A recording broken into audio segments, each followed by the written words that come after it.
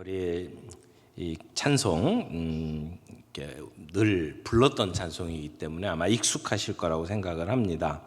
내가 만민 중에 주께 감사하며, 내가 늘 감사하고 찬양한다라고 하는 고백을 하죠. 그런데 여기 보니까 만민 중에서, 내가 모든 사람들 가운데에서, 그리고 문 나라 중에서, 그러니까 하나님을 찬양하는 것이 지금 굉장히 이렇게 폭이 넓어지고 있는 것을 봅니다. 다윗이 하나님의 도우심으로 이 대적들로부터 살아나고, 그러면서 하나님이 나를 다스리는구나, 하나님이 나를 구원해 주셨구나라고 하는 이 고백을, 찬송을 자기 혼자 간직하지 아니하고 사람들 앞에 나팔을 불고 다닌다, 이런 얘기죠. 그래서 이 찬양이 온 세계의 열방 중에 함께 퍼져나간다라고 이야기를 합니다. 팀 켈러 목사님은 이 부분을 묵상하면서 이런 표현을 썼어요. 찬양은 자랑을 낳고, 찬양은 자랑을 낳고, 이렇게 썼어요. 여러분, 우리가 이렇게 다니다가 정말 멋진 장면을 보게 되면 그 장면을 사진을 찍고, 그리고는 인스타그램이나 페북에다 올리죠. 나 여기 갔다 왔다.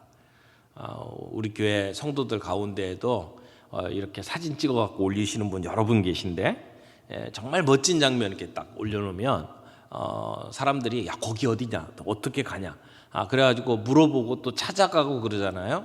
또 맛있는 음식 먹어보면 사람들이 이렇게 알려줍니다.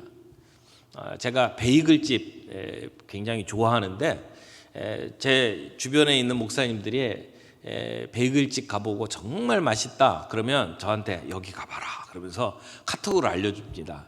너무 멀어서 아침부터 가기가 힘들지만 그런 집들을 알려주고 싶거든요. 여러분, 내가 정말 좋은 경험하고 좋은 그러한 집을 알게 되면 나 혼자 가만히 있지 않잖아요. 친구들에게, 우리 가족들에게 알려주려고 하잖아요. 이 찬양은 그렇게 자랑을 낳는다라고 이야기를 합니다. 우리가 우연히 들렸던 식당이 정말 맛집이라는 것을 알았다면 우리는 기꺼이 그 식당의 전도사가 되려고 애를 쓸 거라고 하는 것입니다. 아름답고 훌륭하고 좋은 것들을 함께 즐기고 싶은 마음이 우리 안에 있기 때문에 그렇다는 겁니다. C.S. 루이스는 이렇게 이야기했어요. 이 시편 기자들은 자신들이 발견한 선하고 아름다운 하나님을 사람들에게 선전하기를 원한다. 그들은 자신이 경탄 가운데 자신이 경험한 이 위대한 하나님을 함께 찬송하자고 사람들에게 권고한다. 그래서 내가 만민 중에서 주께 감사하고, 그리고 열방 중에서, 문나라 중에서 내가 주를 찬송하리이다. 그러니까 찬양은 자랑을 낳는 것이죠. 하나님을 진심으로 찬양하는 사람은 이렇게 사람들 앞에 자랑하고 선교하는 사람이 될 수밖에 없다라고 이야기를 하는 겁니다. 우리가 정말 어떤 좋은 일들을 경험하고 내가 감탄할 만한 어떤 사람을 만나면 사람들에게 그 일에 대해서 함께 찬양하기를 동참하라고 권고한다는 것입니다. 야, 정말 그 사람 멋지지 않냐? 정말 그 사람 사랑스럽지 않냐? 나만 그렇게 생각하는 거 아니라 너도 그렇지, 너도 그렇지, 이렇게 권고를 한다는 것이죠. 오늘 시편의 기자가 이렇게 사람들에게 하나님이 얼마나 위대하신지, 하나님이 얼마나 인자하신지, 맞지? 너도 그렇게 경험했지? 이렇게 동조하기를 권고하고 있다라고 하는 것이죠. 그래서 이 찬양을 보게 되면 다윗이 하나님이 자기를 구원하신 그 구원의 기쁨이 얼마나 큰지를 드러내고 있다, 이렇게 말할 수가 있습니다. 자, 10절 보겠습니다. 근데 그가 찬양하는 이유를 설명을 하고 있어요. 뭘 찬양하는 거예요? 10절에 보니까 무릇 주의 인자는 커서 하늘에 미치고 주의 진리는 궁창에 이르나이다. 그러니까 하늘과 궁창 이렇게 표현했는데 우리가 지금 살아가고 있는 이 땅과 반대되는 개념으로 저 하늘을 이야기하는 거예요. 그런데 하늘의 개념은 굉장히 넓잖아요. 이 땅은 굉장히 제한적이에요. 하늘은, 우주는 우리가 감히 상상할 수 없을 정도로 넓은 곳이잖아요. 근데 하나님의 그 인자가 큰데 어느 정도까지 미치느냐? 하늘에까지 미치고 주의 진리가 어디까지 이르느냐? 그 우주 끝에 궁창에까지 이른다라고 이야기를 하는 거죠. 여러분, 하나님의 인자하심, 하나님의 그 진리가 우리에게 다가오게 되면 우리는 작게 보이고 하나님의 인자가 크게 보이게 마련입니다. 내가 당하고 있는 어려움은 점점 작아지고, 그리고 하나님의 인자는 점점 커서 저 하늘 끝까지 가득 차게 된다, 이렇게 고백을 하는 것이죠. 오늘 우리가 살아가는 이 땅은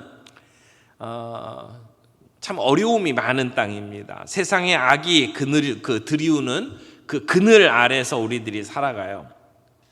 그런데 저 하늘, 저 우주는 하나님의 기쁨과 영광이 출렁이는 바다와 같다, 이렇게 말할 수가 있습니다.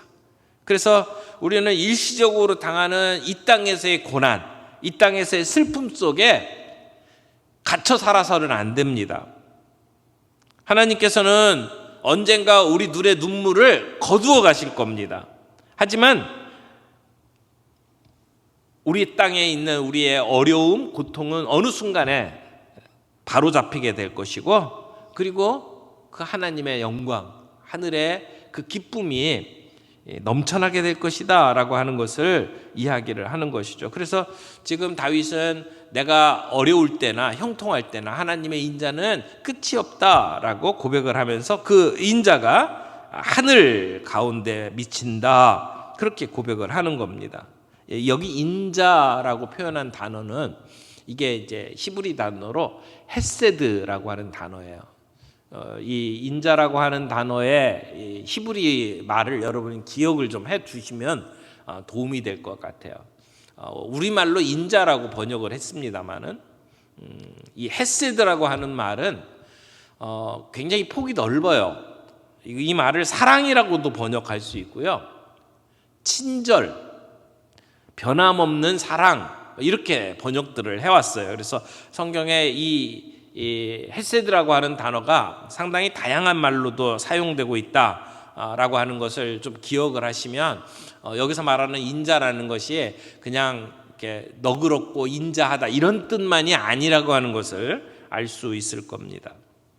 근데 우리가 이 세상을 살면서 겪고 있는 위기 속에서 우리가 그 위기를 지나가면서 때로는 힘들고 어렵지만, 그러나 그 위기를 통해서 하나님이 우리를 향한 사랑이 얼마나 큰지, 그분의 인자하심이 얼마나 위대하신지를 우리는 배우고 경험하게 됩니다.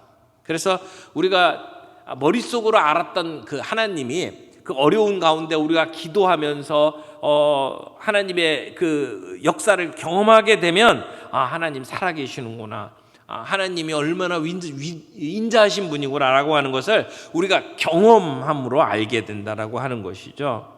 다윗은 어떻게 보면 우리가 당했던 우리 인간의 경험보다 훨씬 힘들고 어려운 경험을 했던 사람이라고 말할 수 있어요.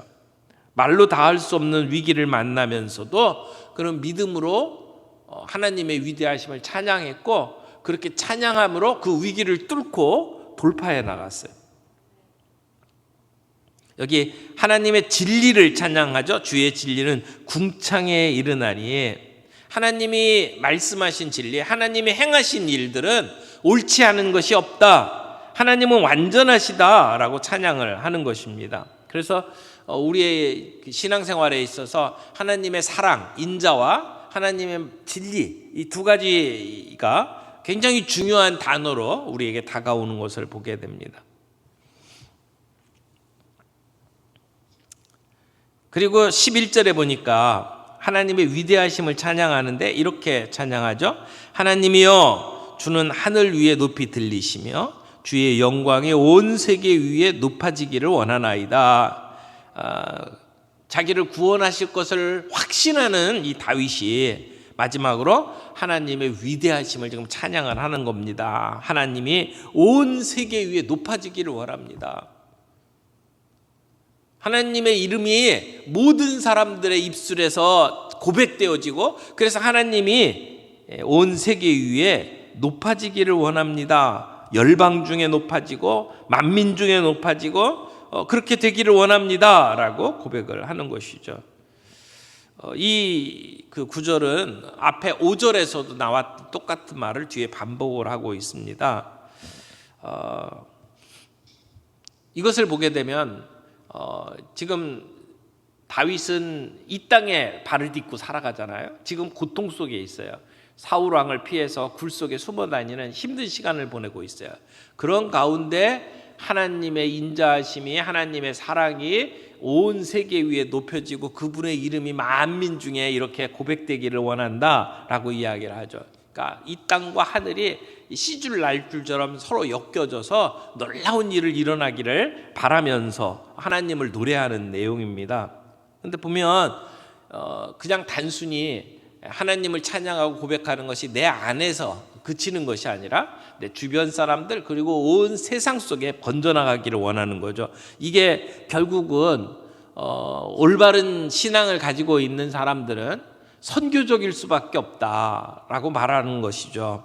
구원을 통해서 하나님의 사랑이 내 가운데 경험되면 그것은 자랑으로 드러날 수밖에 없고 그것은 결국 전도적일 수밖에 없고 선교적일 수밖에 없다라고 하는 것을 이야기를 하는 거예요. 그래서 우리 주님은 그냥 단순히 나만의 주님이 아니고 그저 우리 민족의 주님이 아니라는 거예요. 이스라엘 백성이 하나님을 이스라엘의 하나님으로만 자꾸 가둬두려고 그랬는데 오늘 다윗은 그것을 아예 깨치고 열방의 하나님이라고 고백을 하는 거죠. 존 파이퍼가 참된 예배가 없기 때문에 선교가 있다 이런 얘기를 했어요. 선교라고 하는 것이 뭐냐? 참된 예배가 존재하도록 만드는 것이다. 내가 하나님을 노래하고 찬양하는 예배, 우리의 삶의 현장 속에서 오늘 우리가 이 예배당에서 하나님을 예배하잖아요. 근데 저 밖에는 예배가 없단 말이에요. 그 예배가 없는 자리에 예배가 있도록 만드는 것이 선교다. 그래서 참된 예배가 저기 없기 때문에 우리는 선교해야 된다 이렇게 고백을 합니다. 요한계시록에 보면 미래에 일어날 일들을 얘기를 하는데 이렇게 얘기를 하죠. 계시록 7장 9절이에요. 각 나라와 족속과 백성과 방언에서 아무라도 능히 셀 수 없는 큰 무리가 흰옷을 입고 손에 종려가지를 들고 보좌 앞에 어린 양 앞에 서서 큰 소리로 외쳐 가로되 구원하심이 보좌에 앉으신 어린 양에게 있도다. 이게 바로 예배예요. 이게 꿈꾸는 예배죠. 모든 민족, 모든 백성이 자기 나라 말로 방언으로 하나님을 노래하는 거예요. 구원하심이 보좌에 앉으신 어린 양에게 있도다 라고 노래하는 그 모습, 이게 진정한 예배라고 하는 것이죠. 다윗은 자기가 할 수 있는 모든 방법을 다 동원해서 하나님을 찬양하고 있습니다. 악기를 동원하고 자기가 할 수 있는 모든 표현을 다 써서 하나님을 찬양하고 있어요.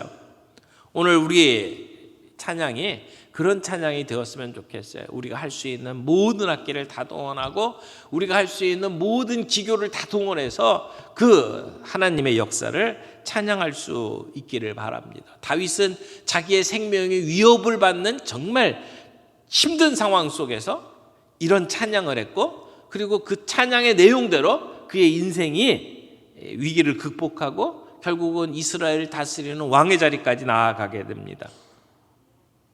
오늘 우리의 삶 속에 우리가 겪고 있는 이 고난과 어려운 상황들을 찬양으로 극복할 수 있기를 바랍니다.